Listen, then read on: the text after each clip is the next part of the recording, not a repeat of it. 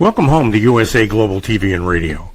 Ours is a place where dreams take flight, voices are heard, and stories are shared. This is where cultures meet, connections are formed, and ideas are transformed into action. This is your destination for authentic storytelling, diverse perspectives, and meaningful conversations. We're where global stories unite and bridges are built beyond all borders. Discover our world of education, entertainment, hope, and inspiration. Together, we're building bridges worldwide. Subscribe to our USA Global TV channel and download our USA Global TV app. Be our guest or join our team. Visit usaglobaltv.com. With heartfelt thanks to our executive producer, Dr. Jacqueline Kerbeck, music scored by Yifei Tang from Cloud Road Music, creative direction by Paul Garcia, and I'm Al Cini, and I'm very proud to be part of the USA Global TV and Radio family. So join us here at USA Global TV and Radio. Make us your home for global connection. All rights reserved. This video and its contents are the exclusive property of USA Global TV and Radio. Unauthorized use, duplication, or redistribution in any form is strictly prohibited. Thank you for being a part of our global community. Let's inspire together. Welcome back, or welcome for the first time. It's wonderful to have you with us here today at USA Global TV and Radio. We are expanding across the globe, and I'm super grateful for all the opportunities that I have had to meet new team members and existing team members. I'm actually going to be going to London and Dubai, meeting some additional team members. So look forward for more information about that later this year. So our show today is the Mallorca Connection. I'm Dr. Jacqueline Kerbeck, and today I will be interviewing my dear friend and business partner. He is our country manager for Germany, Switzerland, and Austria. So if you're looking to take your voice across the globe, why not join us with your own television show? Roland Friedl is a entrepreneur. He's an entrepreneur. He is a lot of fun to be with, by the way. He's got a great personality. And if you're looking for a tour guide in Austria, he's your person to go to. And he also has a beautiful dog, Aloha. And he's been living in a motorhome for, I think, 3+ years now.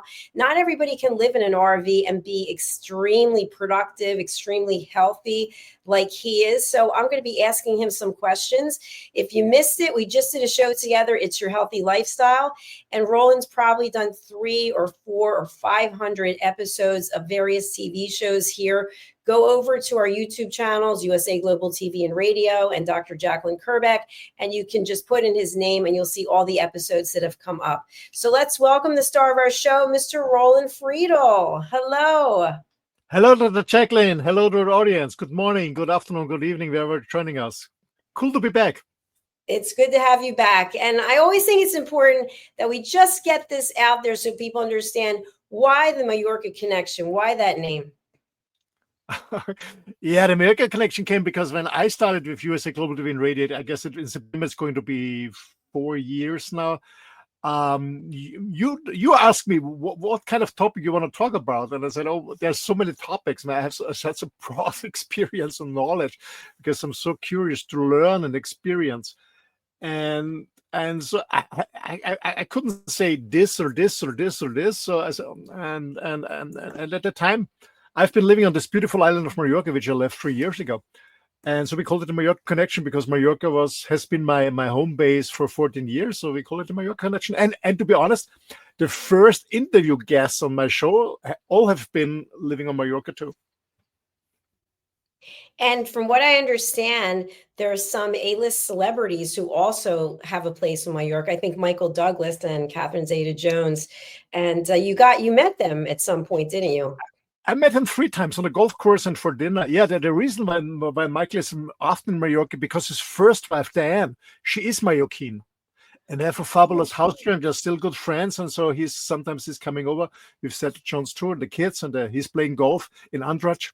And I don't name the restaurant because it's a very small coastal restaurant.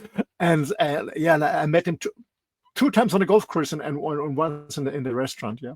Yeah. What was that experience like? Sorry? What were those experiences like? He's a very cool guy when you meet him. absolutely in private. Very cool guy. Yeah, absolutely. Yeah, yeah, Yeah, I'd like to meet him. That would be cool. yeah. All right, let's talk about you. So you left Mallorca. You already had this motorhome, and it's not just a regular motorhome. It's a pretty souped up, pretty well endowed, I should say, recreational vehicle. And you decided to go and have a wireless life, which you've always been promoting. So tell us about that initial move to leave Mallorca, put your stuff in storage, and then make the RV your real actual home. Okay, okay.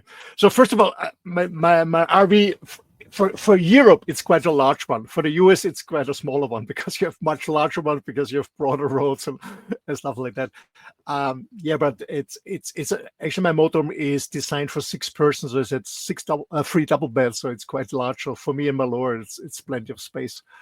What happened in Mallorca? Yeah, I moved to Mallorca. It was always my dream to live on the seaside. So I moved there in 2008, and after 14 years, my second wife, she moved out, and then my girlfriend was flying in and flying out, and then we separated. And I was thinking about what the heck I'm doing with this large house. It was a huge house.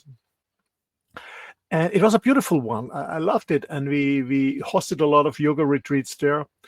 And yeah, it was a cool place. But I'm not attached to things. So when I was alone in this huge house, I said, what I'm doing. And then I had some issues with the house and stuff like that. So I said, maybe I find another place on Mallorca. Let's do this. And then I said, there's still my motorhome because I bought it I ordered it in 2017. I got it in 2018. So the motorhome was already there. I moved it. I used it for vacations, but I always left it in Austria at the dealer's shop there. So it was there over the winter, and I was flying in to Austria, and from there I went on vacation. So it was in Austria. So I said it was always there. So there's this huge motorhome, and it was a kind of dream always to live full-time in a motorhome, at least for a year. And I was watching some YouTube videos from people who did it. And yeah, and in 2022, actually Christmas 21, I decided I do something different. I'm not looking for a new house or for a different place. I moved into my motorhome for 1 year. I traveled down to Portugal because in my mind I was thinking about maybe I move to Portugal. So I left Mallorca. I moved into my motorhome. I traveled first of all, I spent a few months in Austria with my family. Then I moved down to France, to Spain, and to Portugal, traveling around 7 months. And it was beautiful. Portugal, beautiful. Sorry, guys. Beautiful. Portugal is beautiful, but I decided, no, I'm not settling down here. Not only because of Portugal, it was because I enjoyed it so much to be on the road, to be free, to be totally independent and make my own choices and by myself. So yeah, that's how it started. And to be honest, in the beginning, I was very scared for 2 reasons. I'm very honest here. First of all, it was the first time in my life since my 15 years old. Since I'm 15 years old, I always have been until 56, 57. Now I've become 61 now. I've always been in long-term relationships. And it's the first time in my life that I've been single, and first time in my life that I had no house. So it was a little bit scary at the beginning, but it's everything in life. You try out something new, you step out of your comfort zone by doing one step, another step. I said, oh, it's not dangerous. It's not scary. Another step, oh, I love it. Another step, oh, it's great. I don't want to go back. So it's like everything in life. It's getting out of the comfort zone. And now it's over 3 years now already. Yeah. Yeah, I love that about you. And it's so interesting because you completely changed your life and you love what you're doing. And many people are too afraid to change anything in their life. And for me, I find that wherever I am, I find happiness. I find, I've done a lot of traveling and I'm happy wherever I am there. When I'm here, I'm happy. When I'm at the gym, I'm happy. I just find ways to show up and to love what I'm doing. And I know that you love what you're doing. And I know together what we're doing on this platform, we love as well. So I think that's what makes a big difference. Absolutely. Yeah, you have to know. And I think we always have to try out things, getting out of the comfort zone and trying out things. I guess we only regret things that we've never done. And a friend of mine, she was working with in a hospital with people who are going to pass away the next days. So she is supporting these persons, and she told me none of them ever said, "Oh, I regret it didn't work enough. Oh, I regret I didn't buy this." They always say, "Oh, I regret that I didn't go on this trip. I regret that I didn't have more time for my beloved ones, for my kids, for my friends, whatever." So it's that's what I found out too in my years. I've been very proud because I come from a lower middle class family. I was very proud about what I reached in life, about the success in business. I was very proud about all the material stuff, a large house or before a penthouse, luxury cars, sports cars, convertibles, whatever, motorbike, Rolexes, there's fancy stuff, fancy clothes, business class, first class flights, 5-star hotels, and everything, fancy restaurants. I really enjoyed it, to be honest, because I didn't inherit the money. I was working for it hard. But after a while, I found out, is this everything in life? Does this really make me happy? And the other thing is, a friend of mine asked me a very tough question. He said, "Roland, who are you?" And I said, this. No. He said, "Roland, who are you? Not your profession, not your role, not your achievements, not your house, not your cars. Who are you?" This was a tough question. And the journey for me really began to find out who really am as a being without all this material stuff. Was when I started 3 years ago, moving in full time in my motorhome and giving away the house, the cars, everything, really everything. And it was a tough process. And by the way, if somebody is thinking about moving into motorhome, not forever, but maybe for a year or two, whatever, people always ask, what's the first step to do? First of all, plan it.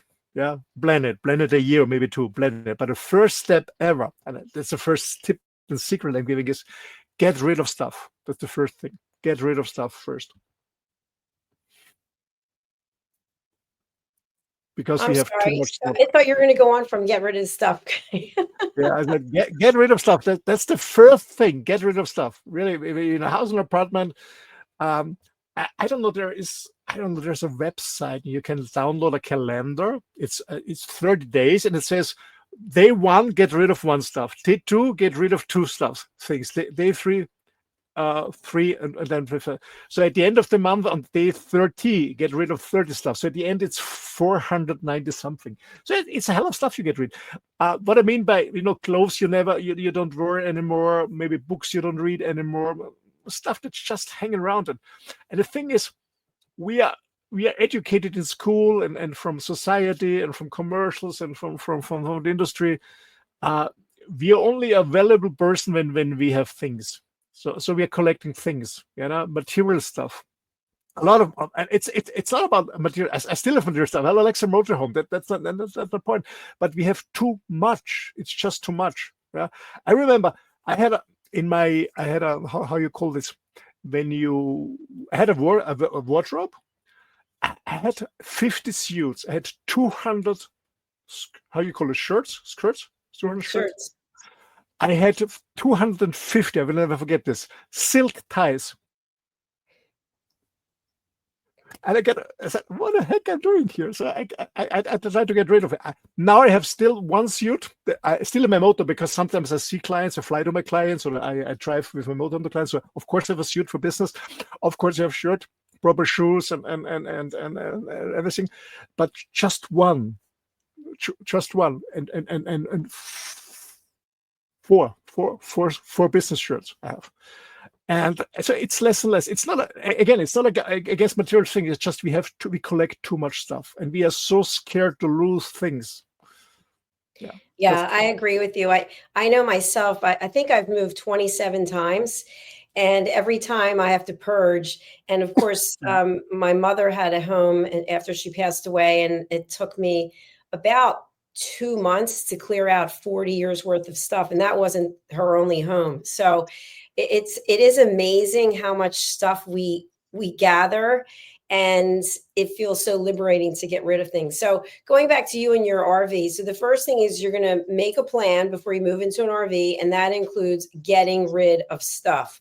So once you've streamlined how much you have, and by the way, how does a person figure out how much storage space there actually is? They have to actually go look for an RV and figure out what can they afford and where are they going to be traveling with it, and then how much space do they need. So can you share with us, how much space do you have in your current motorhome? Like, where would you have space? To be honest, much too much. And the larger the motorhome, like the larger the house, the more stuff I have. I still have too much stuff with me, to be honest. Because it's quite a large motorhome, and I'm living alone with my dog, so it's still too much.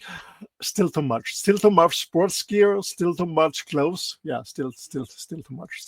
But anyway, and to be honest, I still have a storage on Mallorca, a huge storage with all the luxury furniture, motorbikes, and racing bikes and whatever. It's still there. I still have it. Because I was thinking when I settle down again, maybe I need the stuff, but I don't miss it now. But to answer your question, I still have too much.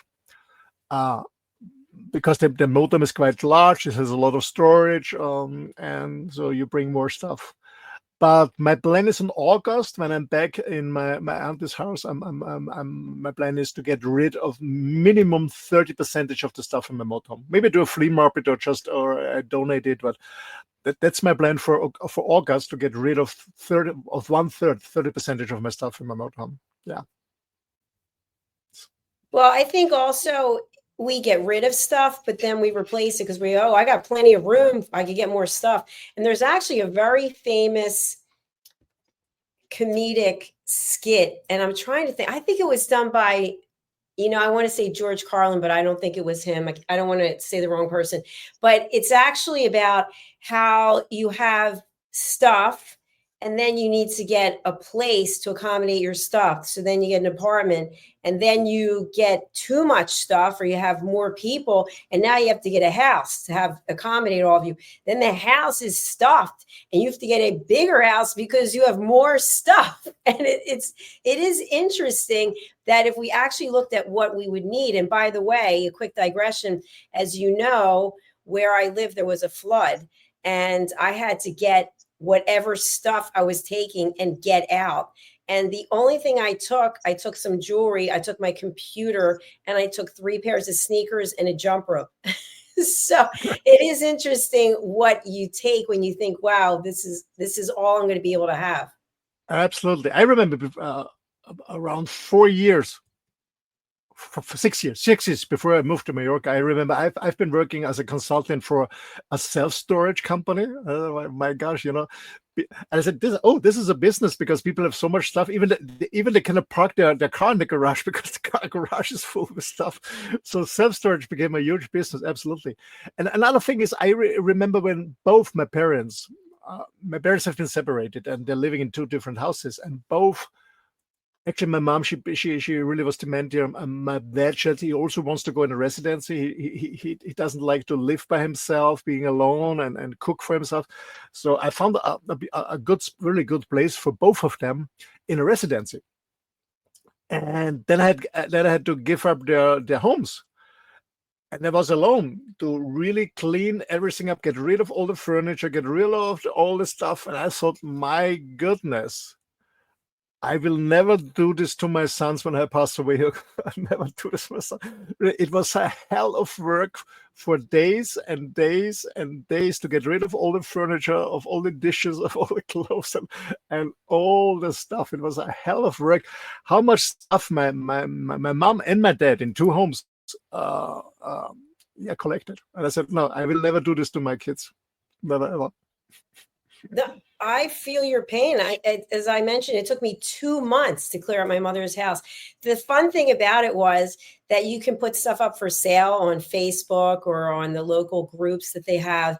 And I think that's fun to see how much people will pay. But of course, that's a lot of work. You have to take 10 pictures and give all the information. And but I did feel some sense of accomplishment when people would come and buy things, because it gives the things a new life. And I love to donate clothes. And, for example, you were mentioning about your ties. At one point, I think when I got divorced, I had 250 pairs of Manolo Blahnik shoes, all stuffed, bagged, boxed with pictures on the front. I mean, it's like insane. It's insane. And of course, I sold a lot of them on eBay. I was running 60 auctions a week, which was fun. But anyway, we get into these traps, I call them. And then we're going to go back to you in the RV. So Mr. Wonderful from Shark Tank, I don't know if you know him or not, but he's got something on Instagram, which makes it really is a wake up call. 90% of all the things that we own, we don't use and don't need. So before you buy anything else, think to yourself, do I really need this or do I want it? And I'm just wasting money that I could be putting in earning interest somewhere. Absolutely. And I remember, when I got my motorhome, you need also camping furniture, camping stuff. And I was buying too much stuff that I never used. So I got rid of them and I donated it or sold it on platforms. And now, since the 3 years before I buy something, do I really need it? And I always ask myself, do I need it or do I just want it? What is it? Do I need it or do I want it? And most of the time we just want it. We don't need it. We just want it for any reason. And of course, I still buy stuff because sometimes I have to replace some clothes or some shoes or some technical equipment, of course. But I consume much. I consume less, absolutely less, and it makes me more happy. Yeah, absolutely happy. Well, I think what's interesting about what you're saying, because I've had this conversation with other people who are single. So I'm single and I don't have any children. You have children, so it's different. But I technically don't have anyone that I have to leave anything to. And I think when you have that kind of mindset, it's a little bit different because it's almost like, well, I've worked hard for all these years. I'm going to go on this trip. So the trip that I just was on, there are people who actually criticized me for it, saying, why would you spend all that money?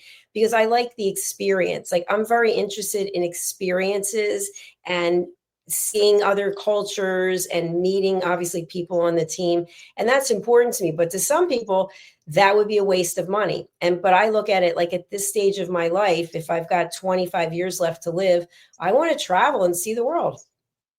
Absolutely. And to be honest with you, you mentioned kids, most of the time we do things and kids are our excuse. I remember when I've been living in Mallorca, I was partner in a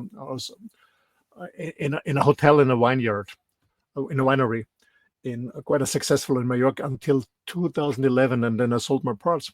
And I thought, that's because my other three partners, they had no kids. I was the only guy with kids. So I said, it's a cool idea, investing there, working a little bit there. And it's for my kids. So someone can run the winery, the other one can run the hotel, the other one can do, I don't know, general manager or marketing or whatever. And both of my kids said, no, we don't want this. So within 3 months, I sold my shares. I gave everything away. So what an illusion, building up for something for your kids and then they don't want it. I saw it so many times with friends of mine. For example, a very good friend of mine, his father had a pharmacy shop. And I can get pharmaceuticals in Vienna, and then his father retired, and it is not a pharmacy. It's like a supermarket. It's for Austria. It's very huge, very successful. They make a hell of money, and my friend took over because his father retired, and he sold it within a year. 90%. He kept 10% of shares, but he sold 90%, and he did whatever he wanted to do. Is surfing, and that's. And it happened to many friends of mine that they feel guilty because they don't want to do what their parents are expecting. So I think we shouldn't do this. And also, it's some people buy a huge or build a huge house for the kids, and then the kids said, no, I don't want to live in this area. I want to do something else. I want to take over the company. I want to take over the house. I have my own life. And I had a clear talk with my kids, and all three said, no, we're not interested in the stuff. We live our own lives. So if you leave some money, it's okay, but no house. For example, my auntie always says I should take over the house of my auntie. And I told my kids, I don't want the house. You should take over. But both my kids said, no, we don't want it. So, yeah, I guess we have to really do what we want to do. But most of the time, we just think we have to do it for our kids. No, I don't think so. Yeah, it's interesting that you shared that because that is the same thing happened in our family. Father and uncle had a successful business and thought that the kids were going to take over, and none of us wanted to take it over. And I think that's kind of uh, continued on. I know that I've had friends who have children and they'll say the kids don't want grandmom's china or, grandpa's shoes or whatever the case may be. They don't want any of it. So it really is, it's different than it was before. Different generation. Really different. So let's talk about your typical day in the RV. You get up and what do you do? Yeah. First of all, what I do is before I really get up, when I wake, I just look outside about the weather. That's my first thing I do. Second is I just be grateful for the last night, grateful for even not on the camping site, but most of the time I stay free. I'm very rare moments where I go on a camping site, so I stay somewhere free in nature. So first of all, I'm very grateful for having a silent night. I could get a good sleep. There was no noise. There was no robbery. So I was safe and good. Get a good sleep. So that's the first thing in the morning before I really get out of the bed is.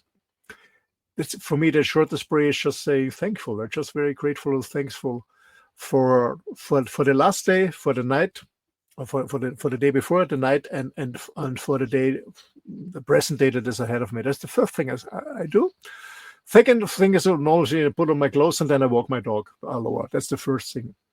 We go for a walk between half an hour and an hour, depending on the area and depending when I start working. That's my morning routine. Getting up with the dog, then back to the motorhome, having a coffee. Have a coffee later just to enjoy it. I always say I don't drink coffee to wake up. I wake up to drink coffee because I love coffee.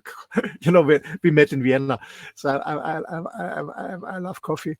So I have a coffee, enjoy my coffee. I check my emails, social media accounts, and then I'm working. Well, actually, it's in German. It's called Chancenplaner 2025, and then I have a look what is in my calendar. So this is every week. And it says, for example, Monday, why this day is a chance for me. Then I write down why is a chance for me. Second, what's the most important task of today? What I don't like today to do, and what I'm thankful for. And then I look at my calendar. I do have phone calls, Zoom calls, do a broadcast for USA Global TV and Radio, or whatever. So that's the first thing when I have my coffee, look at my calendar. I still use my smartphone as a calendar, of course, but I'm still old school. I love this because it every week gives me a nice overview about for example, what is my slogan, where is my focus, what is my mission, what are my goals and stuff like that. So that's what I do in the morning. And so I get up with the sun mostly. So in summer quite early, between 5:30 when it's a nice day. When it's raining outside, maybe I'm still up, but I'm staying a little bit longer in bed. And then Aloha is forcing me to get out anyway. So that's my morning routine. Yeah. Having coffee and a lot of water, checking my stuff. That's my morning routine. It's a good routine. Why not? That's terrific. It is interesting what people do in the morning. I know I was getting up at 8 and now I've been getting up at 5:30. So I'm getting a lot done, but I feel that I'm always working on this platform. I can't wait to get to the computer so I can start doing things. It's kind of crazy. So I know that's because when I'm communicating with you, and maybe you're 6 hours behind me. I'm 6 days. I said, "Wow, she's still on. It's 2, 3 in the morning." And I know it's crazy. It's crazy. But I usually get about 8 hours of sleep, believe it or not. I think the last few nights, maybe 6.5. I'm not sure why, but yeah, but I feel great. So then you are working from your motorhome. Tell us about that. yeah, I'm working from a motorhome, so like broadcasting TV, producing podcasts, doing online coaching or online training for clients online.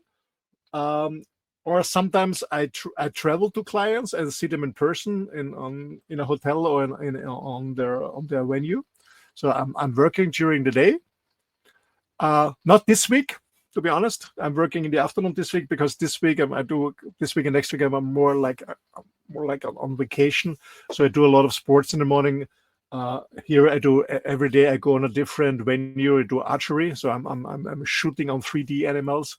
That's what I do in the day before lunch. But normally I work, and around 11 noon I make a break, and then I have my first meal. I call it a breakfast because I'm breaking my fasting because I do 16 to 8 intermittent fasting. So I have a breakfast, or other people call it an early lunch, or between 11 and 12, something like that. I enjoy my lunch. After lunch, I do a short break with Laura, and sometimes I do a napping, to be honest. So I lay down for 15 or 20 minutes, depending on power napping. And then I go back on my work and look at my calendar. What's the next task I'm on? And then I continue my work until 6 p.m., 6 p.m., depending how much it is. And then I do my dinner. I mostly prepare a barbecue or the air fryer steak, do my dinner, a lot of water. And then I have a break until an hour and a half break. Then if still some work going on, because sometimes I have calls in the evening or some Zoom calls in the evening, I do this. And then I do a late walk with my dog again for at least an hour. And then I go to bed around 10 p.m., 9:30, 10 p.m. That's my thing. In between, I'm this is a normal working day. But sometimes, I work less because I'm driving. I'm moving from another spot to another. So I do driving, or I do cleaning. But to be honest, motorhome is not much cleaning. Or I do my laundry. So I also have some daily stuff like in a household, or organize food or stuff like that. But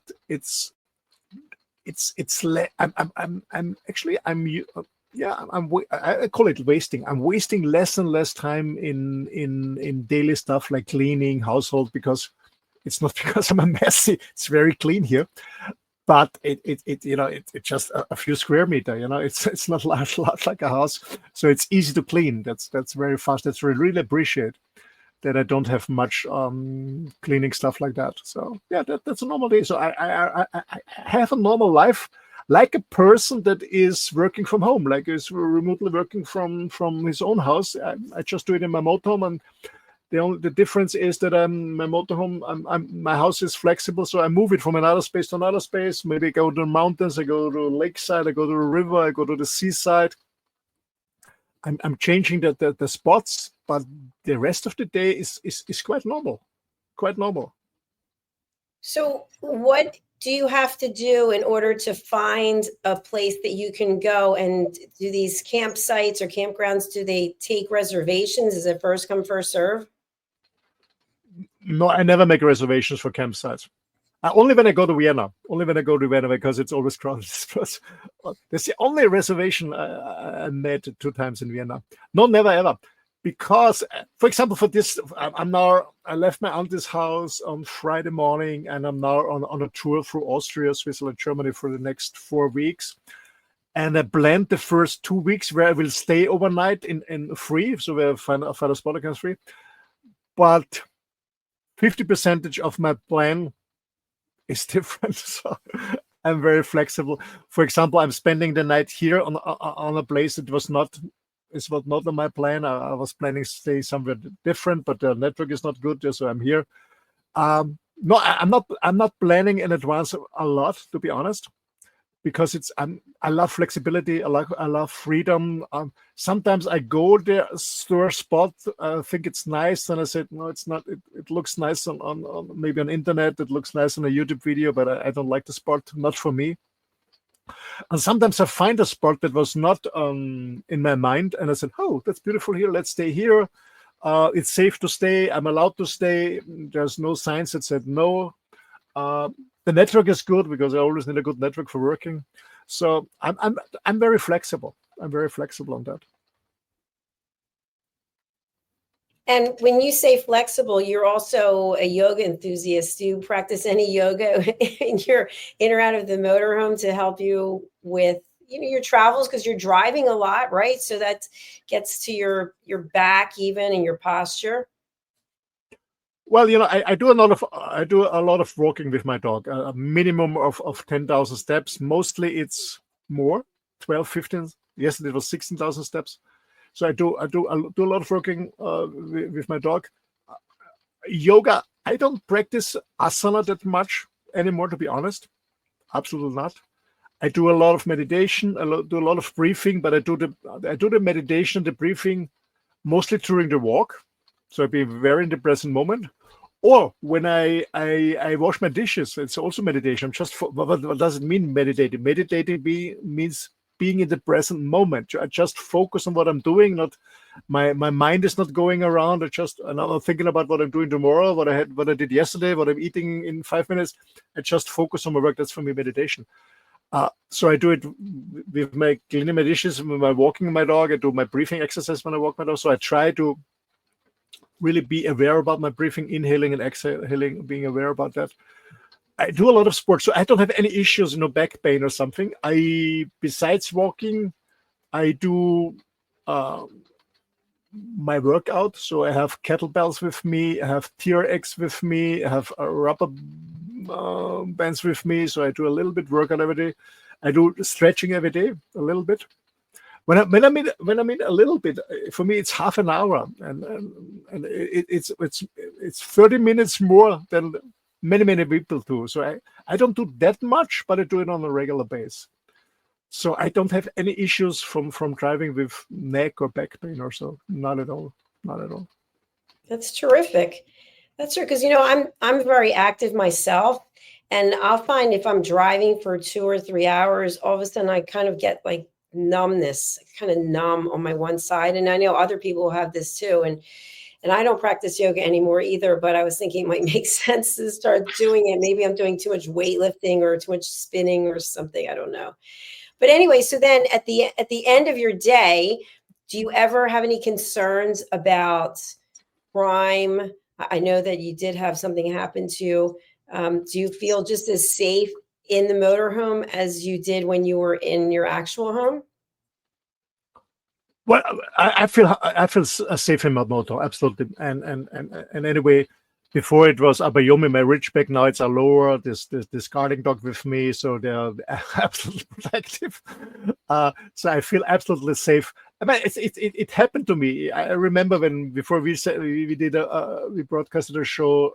I guess it was 2 years ago, something like that. When I was in North Spain, somebody stole my Rolex from my arm.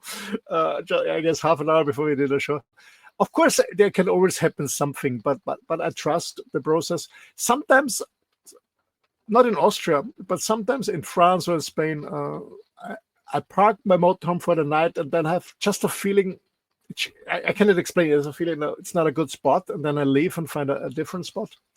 But in general, I feel absolutely safe, and I feel more safe in nature than in a town, because nobody is looking for you somewhere in the forest and nowhere to rob you. It's always happening close to towns, to large towns. It's always happening on a recreation space on the highway, and I avoid these places. So when I'm going to a town like in Vienna, when we met. Or I go other towns for business, or I want to do some sightseeing, like in Barcelona, in Paris, or wherever. I go on a camping site where it's safe, and I take public transportation to go downtown. No, I feel safe, absolutely. Yeah, absolutely. Perfect. I'm glad to hear that. Well, we've actually come to the end of our show, and I'd love to have you share a little bit about what you're doing for people who are not aware. But as the country manager, can you talk a little bit about this? Yes, I'm very looking forward to, and thanks to trusting in me. Well, ladies and gentlemen, what happened is a few months ago, I did some interviews in German language, because my interview guests felt more comfortable in their mother language in German, because in Austria, German, and Switzerland, we speak German in different islands, but we speak German.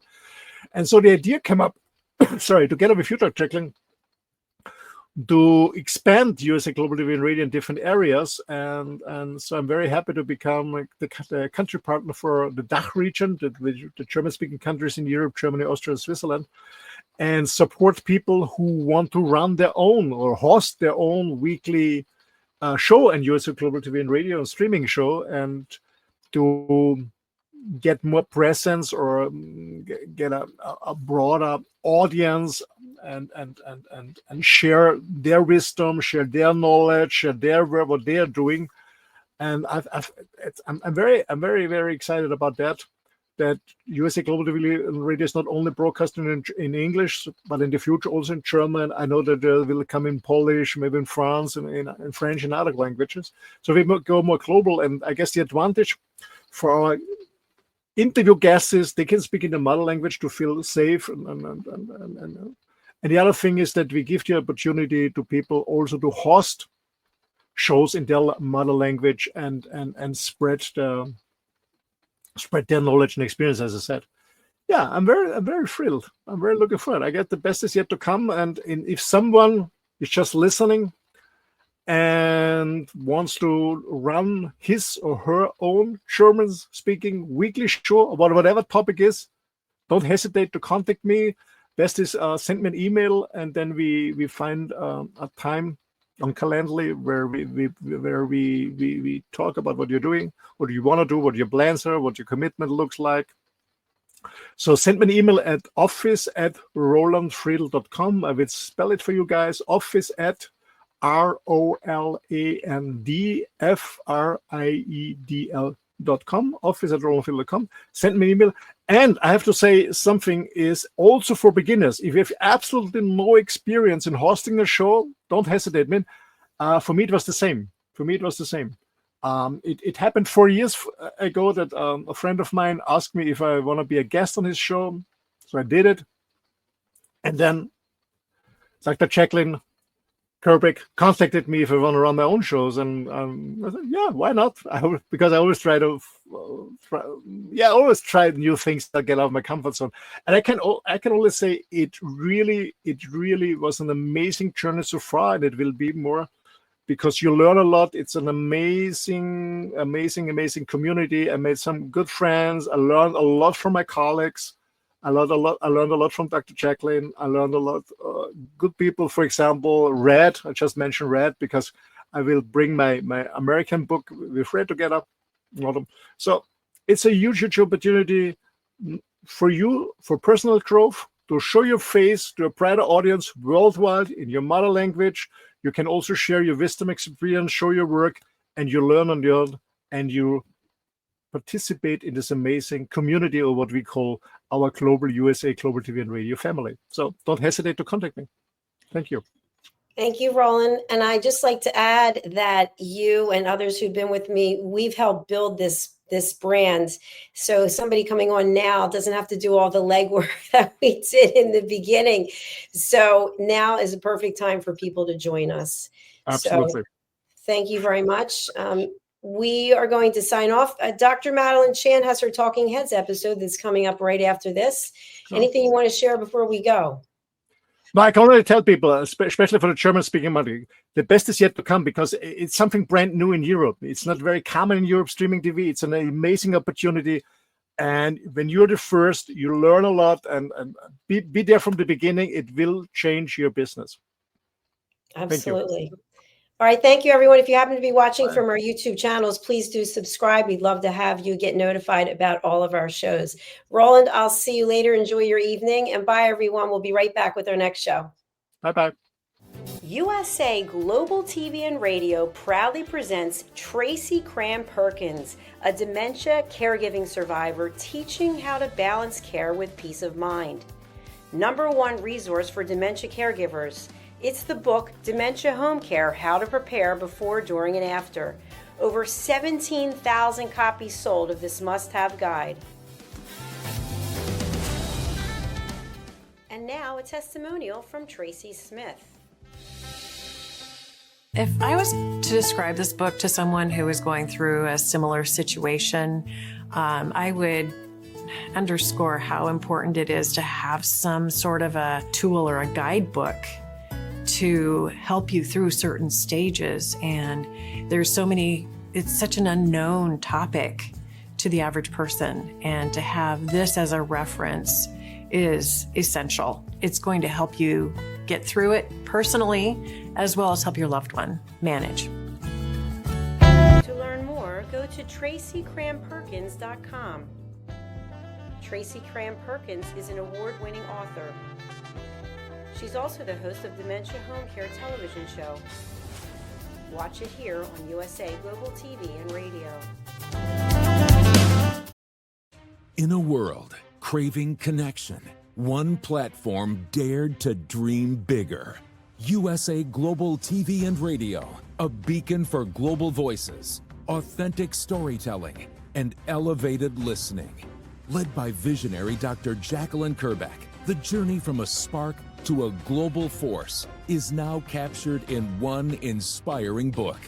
Honored with YouTube's Silver Creator Award for surpassing 100,000 subscribers. Discover the evolution, the challenges, the triumphs, and the unstoppable spirit that created a global movement.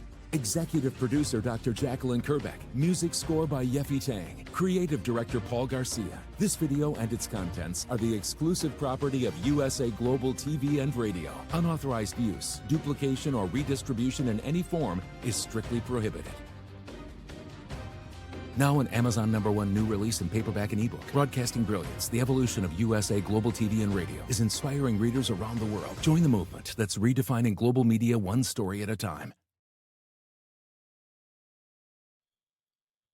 USA Global TV and Radio, in partnership with Dr. Jacqueline LLC, present Amazon #1 best-selling author Dr. Jacqueline Kerbeck. Dr. Jacqueline Kerbeck is a certified life, career, and executive coach who teaches people how to listen at an elevated level through her courses and her books.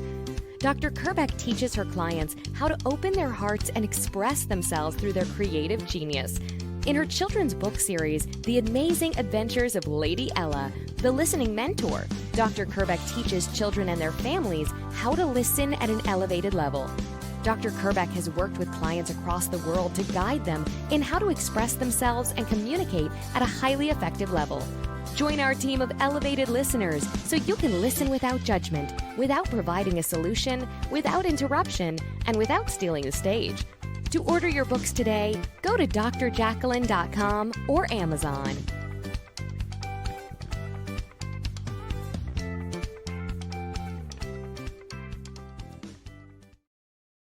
Get ready to wear the brand that's changing the world of media.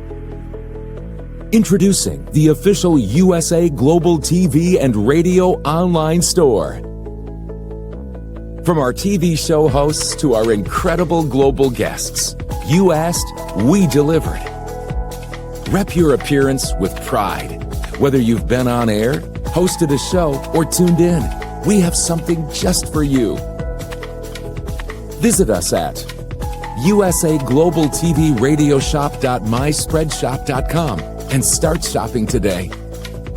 Check back frequently. We're dropping fresh new designs all the time. Showcase your role in our global community. These designs celebrate your voice, your story, your presence. It's more than just merchandise. It's a movement of hope, inspiration, education, and elevated listening. Head to usaglobaltvradioshoп.myspreadshop.com. Your spotlight awaits. USA Global TV and Radio. Elevate your style. Elevate the world. From the magical world of The Amazing Adventures of Lady Ella comes a heartwarming new journey filled with kindness, courage, and compassion. Lady Ella, the beloved ladybug and listening mentor, is back, and this time she is not alone. Meet her brave and thoughtful brother, Lord Jack. Together, they take flight on their very first kindness adventure. Along the way, they meet 3 new friends in need: a duck feeling discouraged, a mouse struggling to be understood, and a busy little bee somebody who's completely lost. But with the power of elevated listening and simple acts of kindness, Lady Ella and Lord Jack show us how understanding and empathy can make the biggest difference in someone's day. Written by Dr. Jacqueline Kerbeck, the listening mentor. This 9th book in the best-selling Lady Ella series teaches children ages 5 to 10 the essential skills of listening, kindness, and etiquette. Now available for pre-order on Amazon. Scan the QR code and order your copy today.